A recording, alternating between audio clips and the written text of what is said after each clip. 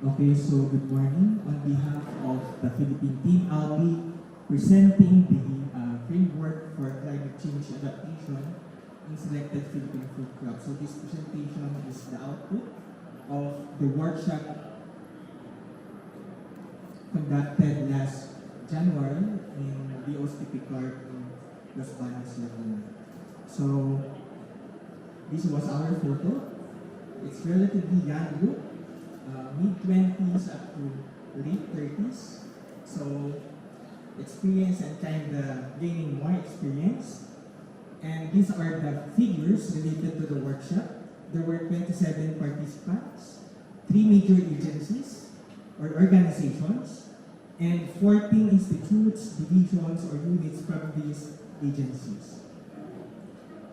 The participants came from the Department of Agriculture, the Philippine Council for Agriculture, Aquatic and Natural Resources Research and Development, and University of the Philippines, Las Baños.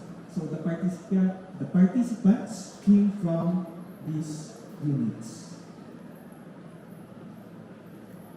So we adopted the program for a one-day activity. So it started with the overview and the plenary presentation of the objectives, the climatic trends, and the initial breakout session. And later on in the afternoon, another breakout session and presentation of the commodity groups. We believe that a one-day workshop is very limited for us to really cover all the details, the nitty-gritty of the climate change adaptation strategies. So for the workshop framework, so after identifying the food crops, we have to identify the different climate change risks that would influence the growth and development of food crop.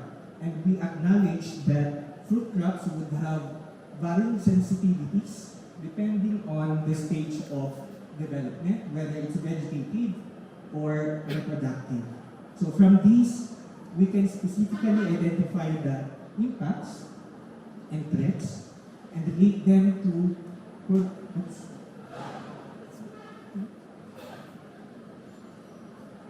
we can relate them to productivity, sustainability, and profitability.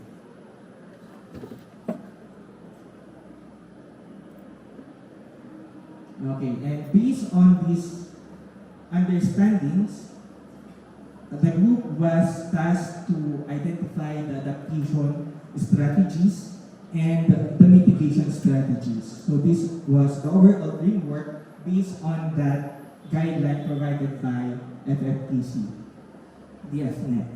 Okay, and the limitations of the workshop, we have to highlight this because we have very limited scope and perspective, relying only on the 27 experts on the commodity.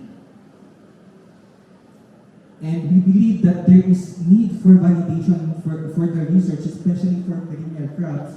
The budget, the priority for long and sustainable long-term research is quite limited in the Philippines. And a 3-year project won't support really a meaningful result for especially the perennial crops. And then we believe that the results are preliminary and non-definitive in nature, requiring multi-stakeholder collaboration and partnership. So there should be ground truthing in the field and consultation with other important members of the industry. So for the priority fruit crops, provide structure and guide, given the time constraints, the conveners, Ben and I, we identified the priority fruit crops for the Philippines. So we pre-selected these based on key production and economic metrics. And this helped us come up with a working group per commodity before the start of the workshop. So Ben developed the pre-workshop survey using Google Form to assess the participants' familiarity with priority crops. We asked them to rank the commodity from 1 being most familiar and 3 least familiar. So this allowed us to come up with an informed participant routine for the breakout sessions. So these are our priority crafts, and I won't discuss this in detail because in the fora in Thailand, in Taiwan, we have discussed this already. But basically, our top 3 commodities are banana, pineapple, and mango because they consistently top the other fruit crops in terms of the different metrics of production, value, volume, and area of production. And they have a substantial gap to the next ranking fruit crops, calamansi and papaya. And I was very surprised on the first day because I saw calamansi here in Vietnam. So our priority fruit crops are banana, pineapple, and mango. So, and this graph would show the familiarity profile of the participants during the workshop. So 1 meaning most familiar, 2 moderately familiar, and 3 least familiar. For example, in banana, 9 participants said that they are really familiar with banana based on academic background, research, and extension activities. 8 moderately familiar, and 3 not so familiar. For pineapple, this is the profile, and for mango, this is the profile. So on the average, based on the composition of the working group, banana are the participants are most familiar with banana with an average rating of 1.70. For mango, it's 1.9. And we are least familiar with pineapple. So given this figure, we tried to come up with a really hopefully functional working group for the 3 commodities. And these are the 3 working groups. The banana group, very young looking, handsome and beautiful, with Ben. The pineapple group, and the mango group. So for the general climatic trends in the Philippines, again, I won't elaborate much on this because we have presented this already in Thailand and in Taiwan. But very briefly, the overall trend is that there will be an overall increase in temperature, gradual increase in temperature, both in the maximum and minimum temperature, so nighttime and daytime. Okay? At the same time, I don't know if I'll be very happy about this. There is no significant increase in typhoons. We will still have only 20 typhoons per year. But the thing is, there is a projection of a slight increase in very strong typhoons with a speed of at least 150 kilometers per hour. So no increase in number of typhoons, but more intense typhoons are anticipated. There is also expected change in rainfall pattern, wetter wet season, drier dry season. So last month, for the first time in Los Baños, we experienced several class suspensions because the temperature reached 50 degrees Celsius. 50 degrees Celsius. Before, class suspensions were because of strong typhoons. Now we're experiencing heat waves. So for the climate change risk, we have identified several, 15 in total. So these are 15 for mango, 13 for banana, and 12 for pineapple. So we categorize these into 3 temperature-related risks, and these are increasing temperature, extreme heat, more intense solar radiation, and cold spell. Second category are precipitation-related risks, including drought, continuous rain, intense rainfall, typhoons, changes in rainfall pattern. So perhaps in other countries, the second to fourth risks are more or less comparable, but the Philippine experience is way different. And then we have combined and other related risks, and this would include strong wind, spread of pests and diseases, reduction of pollinators, soil erosion, salinity, alternate crop bearing. So alternate crop bearing would be applicable only for mango, and the reduction of pollinators would be only for mango also, because pineapple and banana are generally parthenocarpic. So while the working groups actively involve or discuss the different impacts of this climate change risk on specific growth and developmental stages, from vegetative growth up to specific reproductive developmental stages, in the interest of time, I narrowed it down into just 3 major stages: vegetative growth, reproductive phase, and post-harvest. So for all crops, we have summarized common impacts, and in general, temperature-related risk would impact on the source capacity or the photosynthetic capacity. For example, reduction in leaf area, sunburning or leaf scorching, and stunted growth.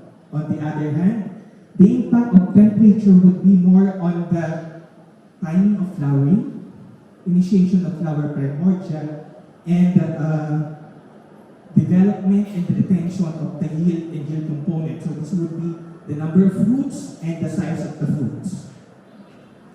In post-harvest, generally temperature extremes would result in reduction in shelf life and reduce marketability plus quality deterioration.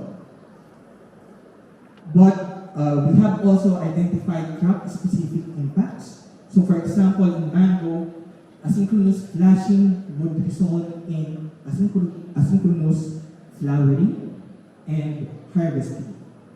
On the other hand, in pineapple,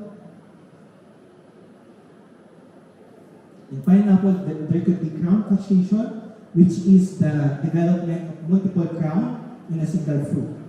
Okay. For precipitation-related risks, we have done similarly, and I have summarized this into common impacts and crop-specific impacts. So the effect of these stressors would be comparable to that of temperature-related risk, but the mechanism of stress development would be another pathway or parallel pathway. So again, on the vegetative growth, it's more on the source capacity or photosynthetic capacity, and on the reproductive development, it's more on the yield and yield components, development and retention. So post-harvest would be on the quality, shelf life, and deterioration and marketability. So these are the crop-specific impacts. For example, in mango, sudden rainfall can induce unwanted flashing, and this can disturb the projected management operations for the entire year. And in pineapple and mango, unwanted rainfall could render the flower forcing chemical ineffective, so ethanol and potassium nitrate. And these are very expensive chemicals. So, same for the combined risks and impacts, but similar mechanism or comparable mechanism, but more intensified in terms of the damage. For the climate change adaptation strategies, on the column we have the climate change risk, and on the row we have the different adaptation strategies. We relied on the experts' opinion in providing the ticks on each matrix, and I won't elaborate much on this, but this one is for banana with 13 climate change risks, for pineapple with 12, and for mango with 15. So you can refer to the document that we have submitted, but for this presentation, I have summarized this into this table. So banana has 13 climate change risks, pineapple 12, mango 15. So in total for the 3 commodities we have 40.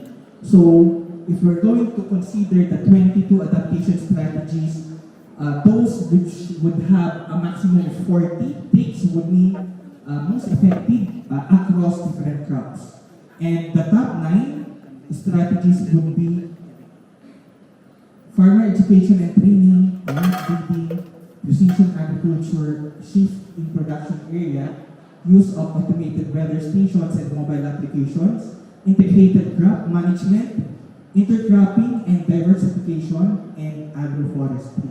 So the next step of adaptation strategies are relatively more crop specific.